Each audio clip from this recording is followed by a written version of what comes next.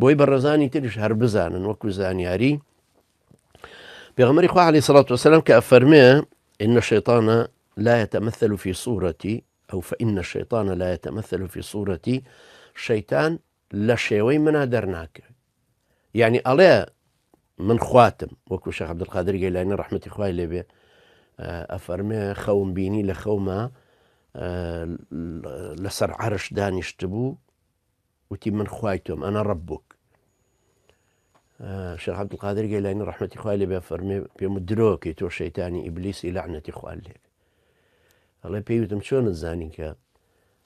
ئیبلیسم تم یەکەم ئێمە خوای گەورە نابینین لە دنیاە دووهەم نەدوت ئەنە الله وتت ئەنە ڕەبوک طبعا ئەنە ڕەبوک یعنی من پەروەردگارتم میتر معناکان زۆر ئەگرێتەوە بەڵام بیوتە ئەنە الله دیارە لەبەرەوە ئەشێ شەیتان خۆی بوەڕێ بەم شێوەی شەیتان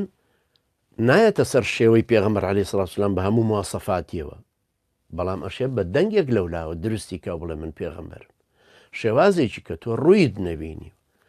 ئێمە بۆی بزانین ئەم خەوە ڕاستە ئەبێ کابرا جارە مسلمانێکی ملتەزیم و ڕێک و پێک بێ و چاک بێ دوایەوە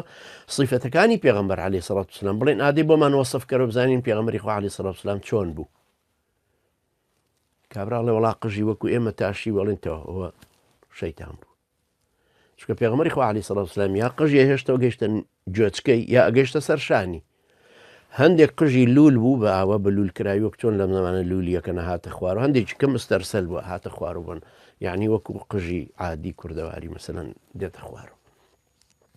ناوچەوانی تەخت و پان بوو برۆی باریک بوو هەتا کۆتایی چاوی هاتبوو بینی برۆکانی کە پێڵین پەیوەست بینی برۆکانی بە یەکتر گەیشتبوونەوە بە مویەکی تەنک ڕوومەتی ئێسقانی زەق نەبوو بەڵام گوپی خڕ بوو ڕیشی پڕ بوو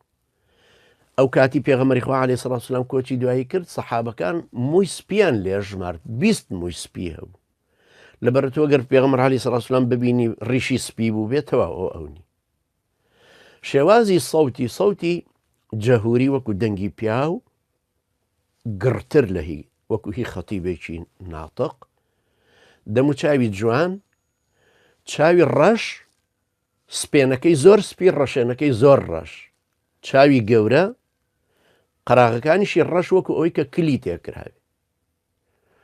مواسەفاتی پێغەمبەر عەلەیهی سەڵاتو وسەلام ئەنجا باڵای نەزۆر بەرز و نەزۆر نزمیش وەسەط چوارشانە دەست و پێیەکانی ئەستور بوون یعنی بڵێن نەک ئەستوری طبعا نائاسایی ئەستوری وەکو خەڵکێکی تر خەڵک پەنجەی باریکە بەڵام ئەو پەنجەشی ئەستور بوو پەنجەی بەڵام درێژی هەر عادی بوو ئەمە وەسفی پێغەمبەرە صلی الله علیه وسلم هەندێک لە وەسفەکانی طبعا